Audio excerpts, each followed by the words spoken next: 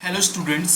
So today I am discussing about the segmentation concept. Exactly हुआ क्या क्या what is the purpose of this topic.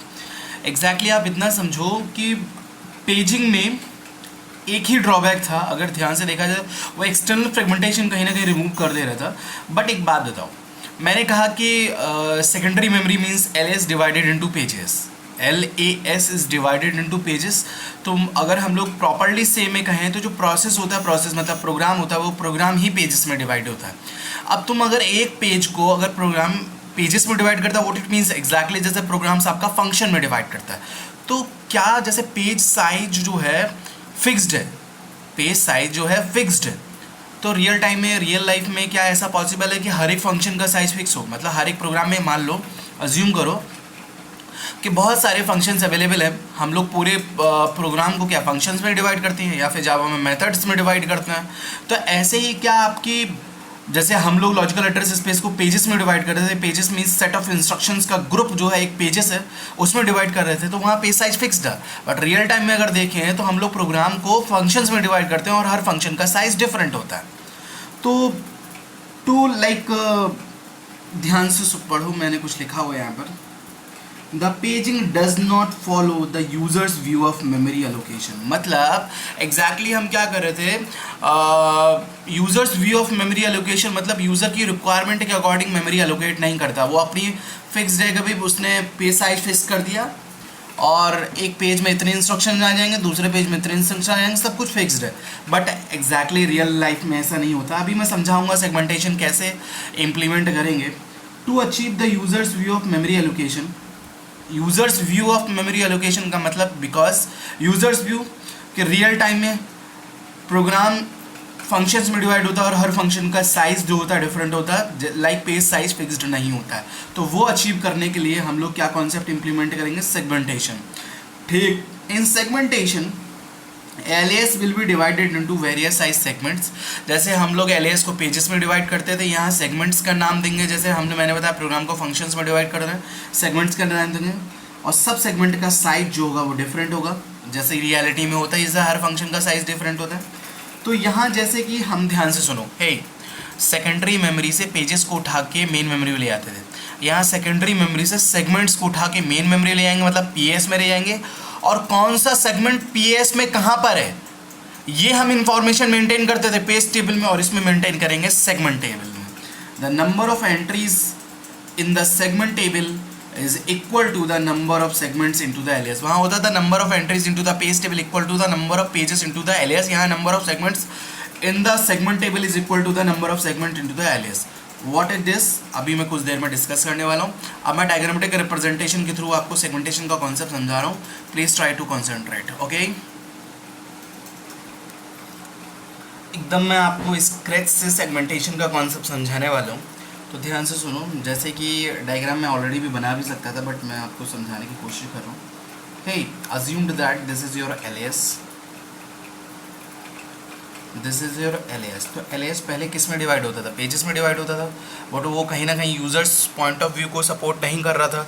तो हम लोग एलियास को सेगमेंट्स में ब्रेक करते हैं. सेगमेंट्स को आप अज्यूम करो कि वो as a function of a program है, क्योंकि एट द एंड प्रोग्राम क्या है आपका, हाई लेवल पे कहो तो प्रोसेस है, मतलब प्रोसेस प्रोग्राम है, प्रोग्राम इंस्ट्रक्शंस है, और इंस्ट्रक्शंस को हम ग्रुपिफाइड कर देते थे, पेजेस बना लेते थे. लेकिन एट द एंड प्रोग्राम क्या होता है, कॉम्बिनेशन ऑफ क्या होता है, क्या होता है बताओ ज़रा. Program is the combination of functions and modules. तो ध्यान से सुनो, जैसे मैंने इसमें क्या किया, ये जो मैं बॉक्सेस रिप्रेजेंट कर रहा हूँ, this is nothing a segment. क्या है ये, सेगमेंट. सो पहला पॉइंट ये समझ लो कि LS divided into segments. Size जो है वो क्वेश्चन मार्क, मतलब हर एक साइज जो है डिफरेंट होता है. सभी का साइज क्या होता है, डिफरेंट होता है. इतनी बात समझ में आ रही है. मान लो कि इस सेगमेंट का नाम S0 है, ये आपका S1 है, ये S2 है, ये आपका S3 है, ये आपका S4 है, ये आपका S5 है. जैसे वहाँ पेजेस की नंबरिंग होती थी. मान लो कि ये मेन फंक्शन है, ठीक है. पूरे प्रोग्राम को मैंने सेगमेंट्स में डिवाइड कर दिया. तो मेन फंक्शन को आप लोग क्या होता है, मेन के बाद उसमें कई सारे फंक्शन यूजर डिफाइन, जैसे कि एक मैंने फंक्शन बना लिया, अज्यूम कर रहा हूँ एक सब एक फंक्शन है, एक ऐड एक फंक्शन है सब्ट्रैक्शन के लिए, और ये ऐड हो गया. एक स्क्वायर रूट निकालने का फंक्शन है, और एक आपका ऐसे रैंडम कोई भी फंक्शन ले लिया, एफ एक फंक्शन ले लिया. ठीक, इतनी बात सबको समझ में आ रही होगी होपफुली. अब ध्यान से समझो एग्जैक्टली होता क्या है। LAS के आगे क्या होता है, अगली लेयर पे क्या होता है आपका PAS होता है। क्या होता है आपका PAS, यहाँ मैंने ये ड्रॉ कर लिया PAS। तो ध्यान से समझो, there is no frames concept, there is no pages concept कि हम हर एक पेजेस को फ्रेम में रखते हैं, ऐसा कुछ नहीं है।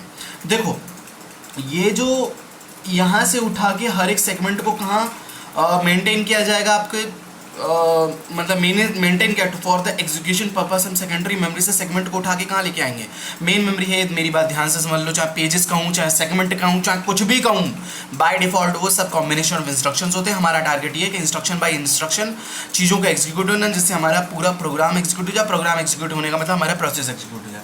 ठीक, मान लो ध्यान से सुनो, ये जो है ये 0 से शुरू हो रही है। इसकी जो भी पार्टीशंस होंगे, वैसे बाय डिफ़ॉल्ट तो चाहे कोई सी भी मेमोरी हो वो किस में डिवाइड होती है, सेल्स में डिवाइड होती है। किस में डिवाइड होती है, सेल्स में डिवाइड होती है।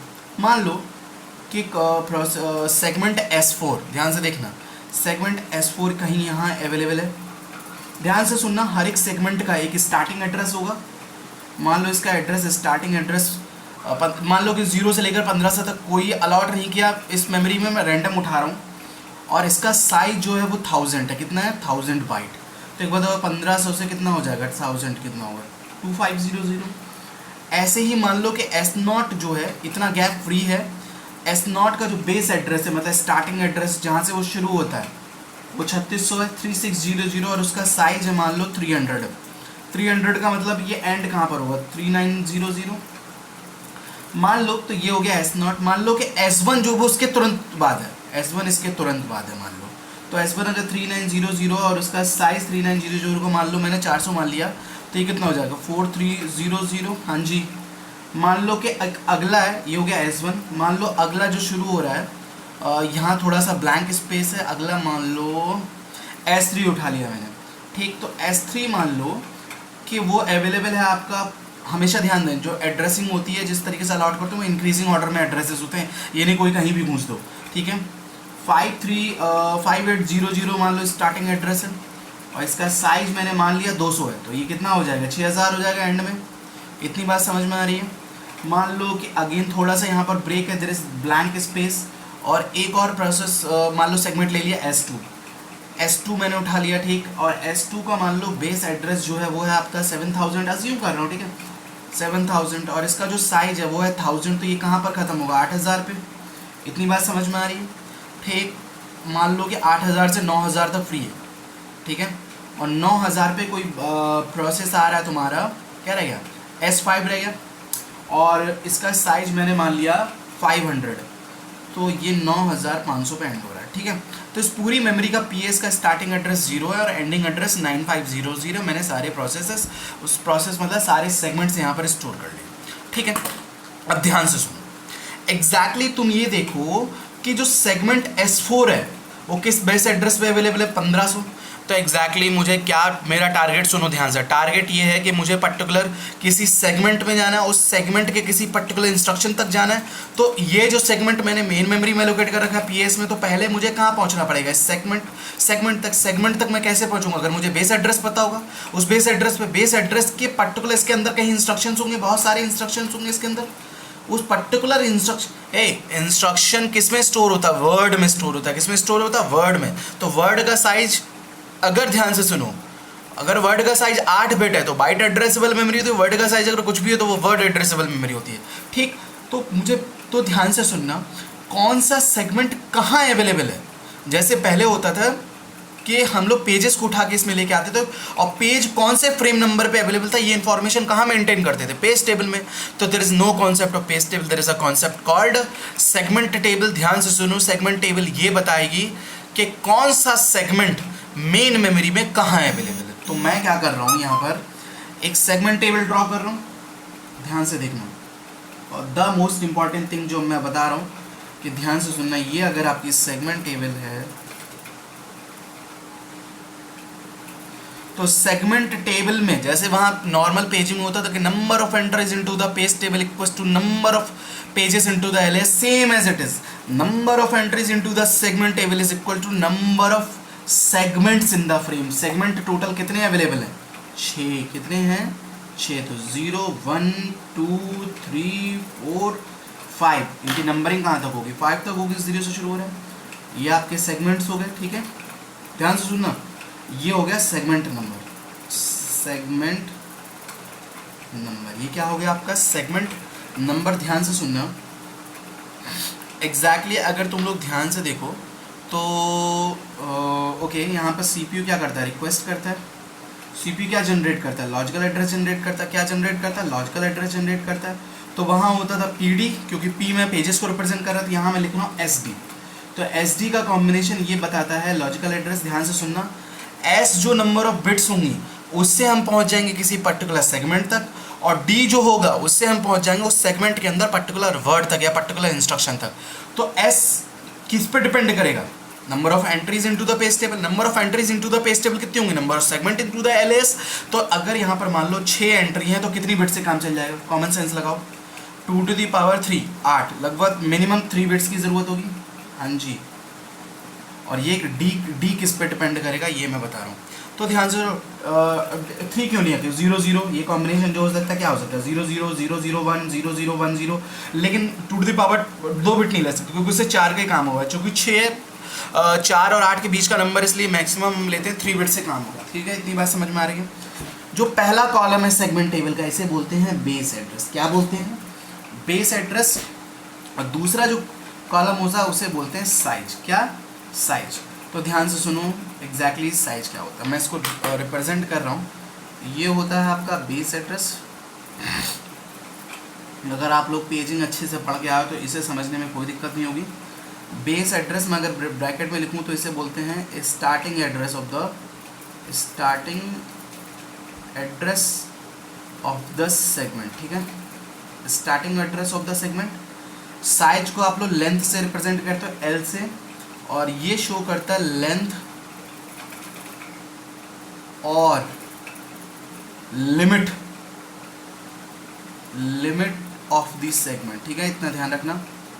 There is no F D concept, क्योंकि यहाँ फ्रेम्स कुछ है ही नहीं। आप ध्यान से सुनो कैसे चीज़ें वर्क होंगी। ठीक है, hope you will understand the idea. अब ध्यान से सुनो एग्जैक्टली सेगमेंट टेबल पे क्या होगा, ध्यान से सुनो। देखो ये क्या है, 0 1 2 3, ये सेगमेंट टेबल है। तो सेगमेंट 0, एग्जैक्टली ध्यान से सुनो, ये जो भी बिट्स होगी, ध्यान से सुनो, मान लो यहाँ 3 बिट है, 0 0 0, तो ये 0 सेगमेंट को पॉइंट करेगा। अब 0 सेगमेंट कहाँ अवेलेबल है, मुझे सेगमेंट टेबल से पता चलेगा। तो ध्यान से सुनना, सेगमेंट टेबल में ऑलरेडी तुम्हें इंफॉर्मेशन मेंटेन होगी।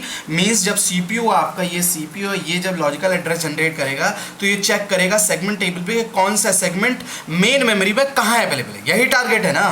तो ध्यान से सुनो, 0 कहाँ अवेलेबल है, 0 बेस एड्रेस उसका कितना है, 3600, और इसका साइज कितना है, 300। ये ऑलरेडी, तो ये एग्जैक्टली मैं सब मेंटेन कर रहा हूँ। 1 कहाँ पर अवेलेबल, 3900, उसका साइज कितना है, 400।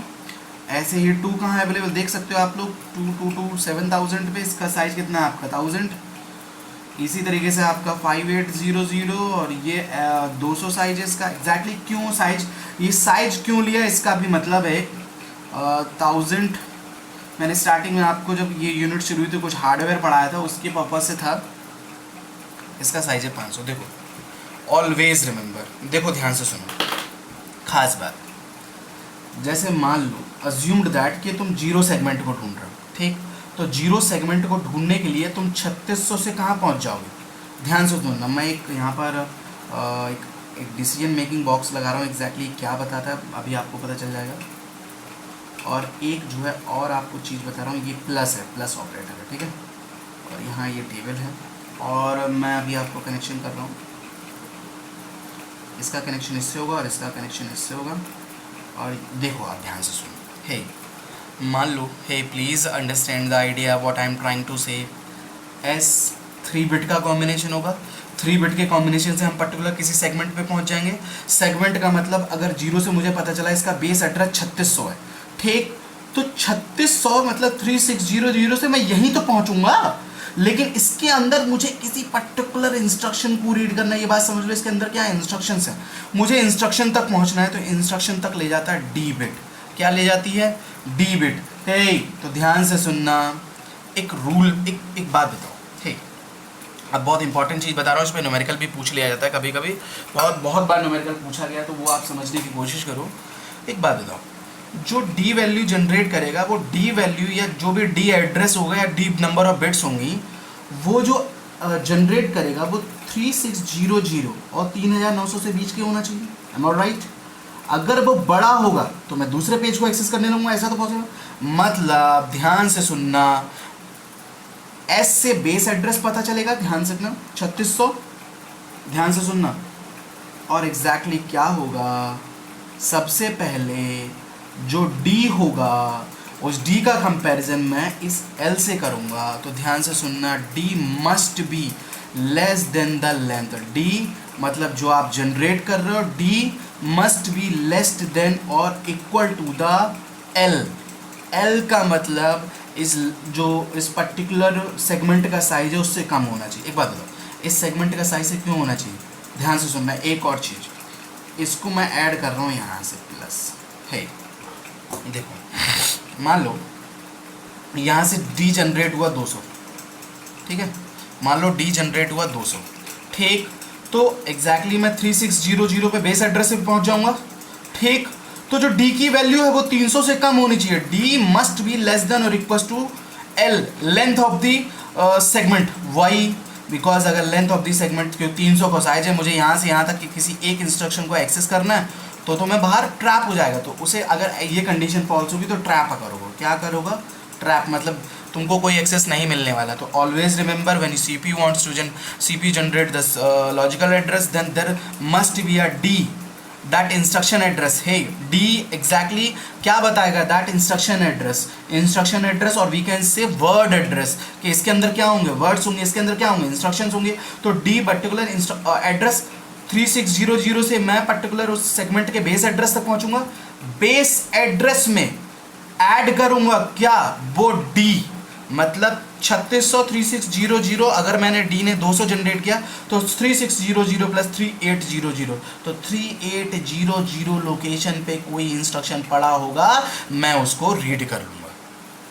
बात समझ में आ रही कि नहीं आ रही? सपोज दैट मैं एक और एग्जांपल लेने की कोशिश कर रहा हूँ, ध्यान से देखना। मान लो इस बंदे ने जनरेट किया 011, तो 011 क्या होता है? 3 होता है। मैं इस वाली लोकेशन पे कॉन्टैक्ट करूंगा, इस वाली लोकेशन पे। अब इस वाली लोकेशन से 5800 मिल जाएगा।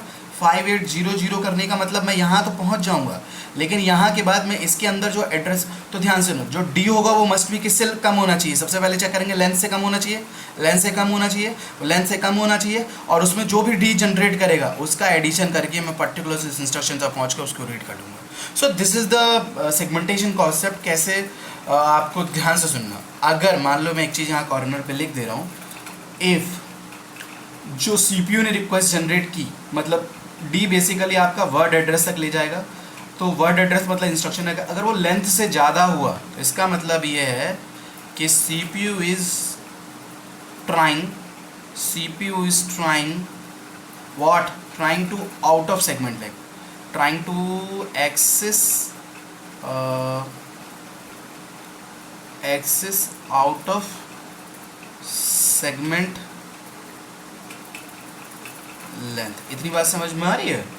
तो there will be a trap मतलब होता है एग्जैक्टली प्रॉब्लम मतलब एक इलीगल एड्रेस जनरेट करेगा, ठीक है, जनरेट द इलीगल एड्रेस। इतनी बात समझ में आ रही है? एक मैं छोटा सा न्यूमेरिकल लेके आपको इसको चीज़ को समझाने की कोशिश करता हूँ, प्लीज़ ट्राई टू कॉन्सेंट्रेट। अच्छा, एक और चीज़ आपने सोचा, जो अभी हम लोगों ने सेगमेंटेशन पढ़ा, जो डायग्राम मैंने समझाया तुम लोगों को, तो एग्जैक्टली वो वेरिएबल पार्टीशन की तरह है ना। वेरिएबल पार्टीशन की तरह मैं मतलब मेमोरी को जैसे जैसे सेगमेंट्स आ रहे हैं वैसे वैसे हम मेमोरी अलॉट करते जा रहे हैं, ठीक है। तो एक क्वेश्चन देखो, ये क्वेश्चन गिवन है कि on a system using simple segmentation, ये सिंपल सेगमेंटेशन है, following is the segment table. एक सेगमेंट टेबल गिवन हुए, तो सेगमेंट टेबल में क्या गिवन होता है? सेगमेंट नंबर गिवन होता है, बेस एड्रेस गिवन होता है, और ये लॉजिकल एड्रेस जनरेट हो रहा है, एल ए गिवन है। तो उन्होंने कहा compute the physical address for the logical address. Logical address ये दे रखा है कि 3 और ये सेगमेंट नंबर दे रखा है। आप लोग कंफ्यूज मत होना, वहाँ पर जो एल ए होता है, जो मैं डायग्राम तक आज तक समझाता हूँ, वो क्या है एग्जैक्टली? वो नंबर ऑफ बिट्स होती हैं। यहाँ डायरेक्ट ये जो है सेगमेंट नंबर दिया हुआ है, सेगमेंट नंबर, ठीक है। तो पहले तो आप लोग जैसे ही ये क्वेश्चन देखो ना, पॉज करके अपने आप ट्राई करने की कोशिश करो। इतना लंबा चौड़ा अभी टॉपिक मैंने आपको पढ़ा है, फिर मैं आपको सॉल्व करने की कोशिश कर रहा हूँ, आप ध्यान से देखो। एग्जैक्टली सबसे पहले ये जो बिट होती है आपको कहाँ तक ले जाती है, सेगमेंट तक ले जाती है। तो ये इस सेगमेंट की बात कर रहे हैं, थर्ड सेगमेंट की। थर्ड सेगमेंट में ये क्या है आपका, डी है, ये क्या एस है। तो एग्जैक्टली हमेशा ध्यान दो, जो पहली बिट होती है वो हमेशा सेगमेंट तक ले जाती है। जो सेगमेंटेशन था कि उन बिट्स का कॉम्बिनेशन से हम पर्टिकुलर सेगमेंट तक पहुंचते हैं, और उन सेगमेंट के बाद सेगमेंट मेन मेमोरी के किस बेस एड्रेस पे अवेलेबल है वो यहाँ पर पता चल जाता है। तो ध्यान से सुनो, हम लोग कहाँ पहुँच गए, 498। ठीक है, एक कंडीशन आप ज़रूर चेक करो कि जो आप डी है ये मस्ट भी लेस देन लेंथ होना चाहिए। तो लेंथ इसकी कितनी है, 302। तो डी 222 है, ये लेस देन है 302 से, तो देर इज़ नो ट्रैप। अगर नो ट्रैप की कंडीशन है तो हम लोग क्या करते हैं, बेस एड्रेस प्लस डी यही करते हैं। तो बेस एड्रेस तुम्हारा कितना गिवन है, 498 प्लस कितना जनरेट किया, 22, नहीं नहीं नहीं नहीं नहीं नहीं नहीं नहीं नहीं, डी कितना गिवन है यार, हाँ जी।